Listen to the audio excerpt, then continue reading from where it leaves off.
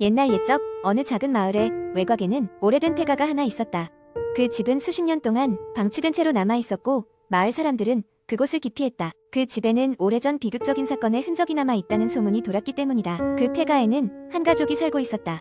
아버지, 어머니, 그리고 어린 딸이 있었다. 어느 날 밤 갑작스러운 화재가 발생했고 그 불길 속에서 가족 모두 목숨을 잃었다. 그런데 이상한 것은 그 화재의 원인을 아무도 밝혀내지 못했다는 것이다. 그 사건 이후로 집은 버려졌고 사람들은 그 집에 귀신이 산다고 믿었다.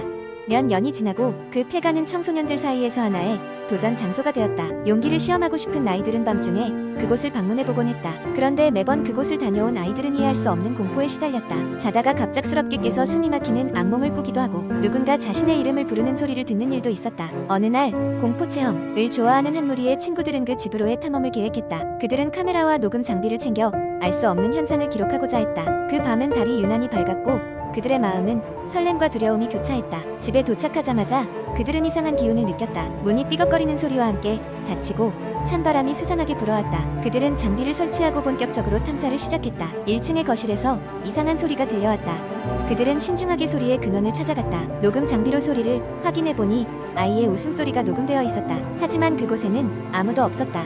갑자기 카메라 화면이 이상하게 흐려지고 그들은 속삭이는 소리를 들었다. 여기서 나가 소리가 경고하듯 들렸다. 그 순간 한 친구가 2층으로 올라가던 계단에서 넘어지고 말았다. 그러나 떨어지기 직전에 마치 누군가가 그를 붙잡은 듯한 느낌을 받았다. 덕분에 큰 부상을 입지는 않았지만 그 순간 그들은 이 장소의 위험을 직감했다. 이들은 서둘러 집을 빠져나와 돌아왔지만 그 후로도 이상한 일들은 계속 발생했다. 집으로 돌아온 이후로 각자 밤마다 기묘한 악몽에 시달렸고 집안 곳곳에서 낯선 사람의 발소리가 들렸다. 뒤늦게 그들은 그날 이후로 카메라에 이상한 형체가 찍힌 것을 발견했다. 형체는 창백한 얼굴의 여인이었고 그들에게 손을 뻗고 있었다. 결국 그들은 마을의 어른들에게 도움을 청했고 마을의 원로가 나서 그 집에 원혼을 달래기 위한 의식을 치렀다.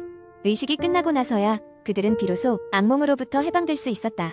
그러나 그 집에 대한 소문은 여전히 마을 사람들 사이에서 전해진다.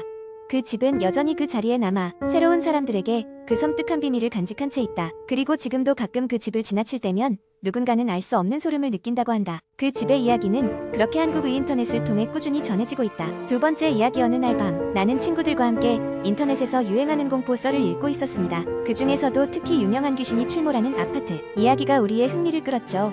이야기는 이렇게 시작됩니다. 서울 외곽에 위치한 한 오래된 아파트 단지가 있었습니다. 이곳은 한때 가족 단위로 많은 사람들이 거주하던 곳이었으나 점점 시대에 뒤떨어지고 노후화된 시설로 인해 많은 주민들이 떠나가 빈집이 많아지면서 낡고 음산한 분위기를 자아내는 곳이었죠. 하지만 그 아파트에는 이상한 소문이 돌고 있었습니다. 바로 특정 동의 특정 층에서 귀신이 출몰한다는 것이었죠. 밤만 되면 이유 없이 문이 스스로 열리고 사람의 발걸음 소리가 들린다는 이야기였습니다. 간혹 몇몇 목격자는 창문을 통해 알 수 없는 형체가 애처롭게 서성이는 모습을 보았다고도 합니다. 호기심 넘치는 우리는 직접 그곳을 찾아보기로 했습니다. 어둠이 깔린 저녁, 우리는 랜턴과 카메라를 챙겨 그 아파트로 향했습니다. 도착하자마자 느낀 건 마치 다른 세계에 온 듯한 기묘한 분위기였습니다. 오래된 외벽에서 느껴지는 싸늘한 기운이 우리를 감싸 안았습니다. 우리는 소문이 가장 심하다는 동으로 갔고 엘리베이터를 타고 문제의 층으로 올라갔습니다. 삐걱거리는 엘리베이터는 마치 언제라도 고장날 듯 위태로웠고 문이 열리자 마치 세워진 냉기 속에 뛰어든 듯한 기분이 들었습니다. 복도는 깜깜하고 조용했습니다. 우리는 사람의 기척이 전혀 없는 그곳을 천천히 걸어갔습니다.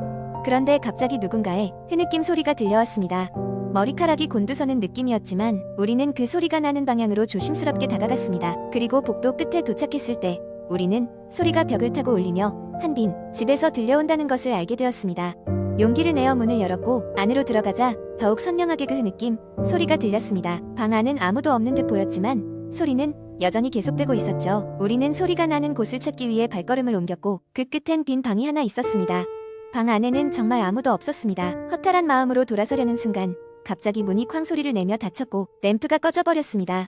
순간 모든 것이 정지된 듯 느껴졌습니다. 어둠 속에서 우리는 서로를 부르며 다시 불을 켜려고 필사적으로 애썼습니다. 그러다 갑작스레 새어나온 낮고 음산한 소리에 모두 멈춰섰습니다. 마치 누군가가 낮은 목소리로 말을 거는 듯했죠. 그것은 분명 이 세상의 것이 아닌 목소리였습니다. 우리가 공포에 질려 아무 반응도 하지 못하고 있을 때 문 밖에서 불빛과 함께 아파트 관리인이 나타났습니다. 그는 우리 이야기를 듣고는 이곳에 오래 머물면 안 된다며 밖으로 안내했습니다. 밖으로 나오는 순간 알 수 없는 안도감과 함께 내가 무언가 잘못된 것을 봤다는 확신이 들었습니다. 이후 우리는 다시 그곳에 가지 않았습니다.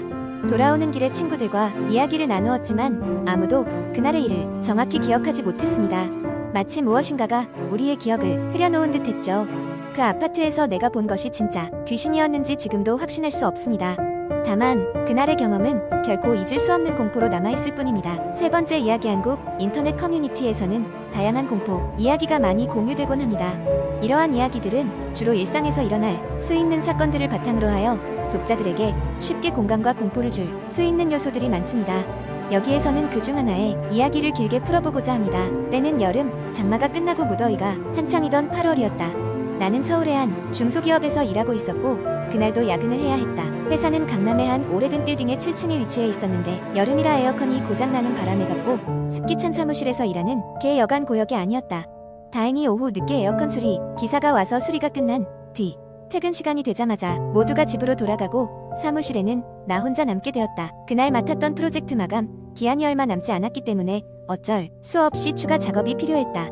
달빛조차 희미한 창밖을 보며 나는 차가운 커피 한 잔을 마시고 다시 컴퓨터 앞에 앉았다. 완전히 깜깜해진 사무실을 밝히고 있는 건네 책상 위에 놓인 한 줄기 형광등과 컴퓨터 모니터의 빛뿐이었다.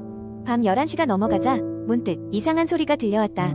처음에는 사무실 건너편에 있는 화장실 쪽에서 물방울 떨어지는 소리가 들리는 듯했다. 에어컨 수리 기사가 배수배관을 잘못 건드린 건가 하고 생각하며 그냥 넘겼다. 하지만 시간이 지나도 그 소리는 계속되었고 점점 더 귀에 거슬리기 시작했다. 한참 후 드디어 작업을 마치고 퇴근할 준비를 하려는데 이번에는 누군가 사무실 문을 열고 들어오는 것 같은 소리가 들렸다. 나는 깜짝 놀라 주변을 둘러보았지만 아무도 없었다.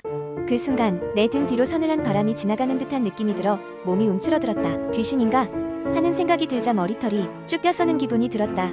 설마 하고 스스로를 안심시키려 했지만 이상한 기운은 가시지 않았다. 노트북을 가방에 챙기고 얼른 불을 끈 후 사무실을 나서려고 했는데 갑자기 문이 덜컥 닫혀버렸다. 깜짝 놀라 문고리를 돌려봤지만 문은 열리지 않았다. 어찌된 영문인지 문이 잠겨버린 것이다. 긴장감에 숨을 죽이던 찰나 사무실 구석에서 낮은 웃음소리가 들려왔다. 숨이 멎는 것만 같았다. 누구세요? 떨리는 목소리로 외쳤지만 대답은 돌아오지 않았다. 대신 웃음소리는 더욱 커지기만 했다. 순간 무언가가 내 팔을 움켜잡는 느낌이 들었고 난 비명을 지르며 반사적으로 그곳에서 물러났다. 그때 불현듯 머릿속에 번뜩인 게 있었다. 이 빌딩에 얽힌 소문이었다.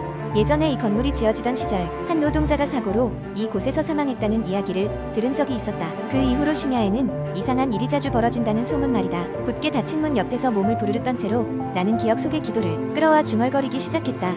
그러자 이상하게도 주변이 조용해졌다. 침묵이 흐르는 동안 나는 떨리는 손으로 휴대전화를 꺼내어 본사를 경비실에 연락했다. 안녕하세요. 저 사무실에서 나갈 수가 없어요. 문이 잠겼는데 아무도 없어요. 도와주세요. 잠시 뒤 경비원이 도착했고 내가 갇힌 사무실 문을 열어주었다. 다행히 아무 이상이 없다며 경비원은 웃으면서 날 바라봤지만 나는 그 미소 속에서 무언가 석연찮은 것을 느꼈다. 빠르게 자리를 떠나 엘리베이터를 타고 내려가면서도 등 뒤에서 느껴지던 이상한 기운을 쉽게 떨쳐낼 수 없었다. 퇴근 후의 밤길은 유난히도 길고 어두웠다. 이후로 나는 사무실에 혼자 남는 일이 없도록 시간을 잘 조절하게 되었다. 그 일이 있던 날 이래로 이 건물 야간 근무자는 계속 바뀌었다고 한다. 물론 정확한 이유를 아는 이는 아무도 없었다. 시간이 흐르면서 언젠가 이 이야기도 서서히 잊혀가겠지만 그날의 감각과 공포는 내 기억 속 깊이 각인되어 쉽사리 잊히지 않을 것 같다. 네 번째 이야기 내가 그 일을 처음 경험한 것은 대학교 3학년 여름방학이었어.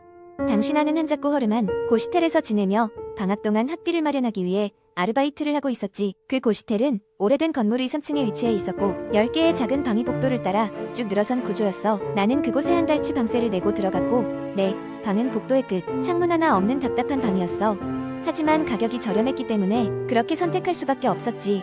방에는 침대 하나와 작은 책상이 전부였어. 처음에는 크게 불편함을 느끼지 않고 그저 하루하루를 무사히 보내려고만 했어. 하지만 이상한 일은 내가 그곳에 머문 지 일주일쯤 지났을 때부터 시작됐어. 어느 날 밤 아르바이트를 마치고 피곤한 몸을 이끌고 방에 돌아와서 잠을 청하고 있었어. 잠결에 이상한 소리를 들었어. 처음에는 바람 소리겠거니 하며 대수롭지 않게 생각했지만 그 소리가 점점 뚜렷해지기 시작했어. 똑똑똑 하는 노크 소리였어.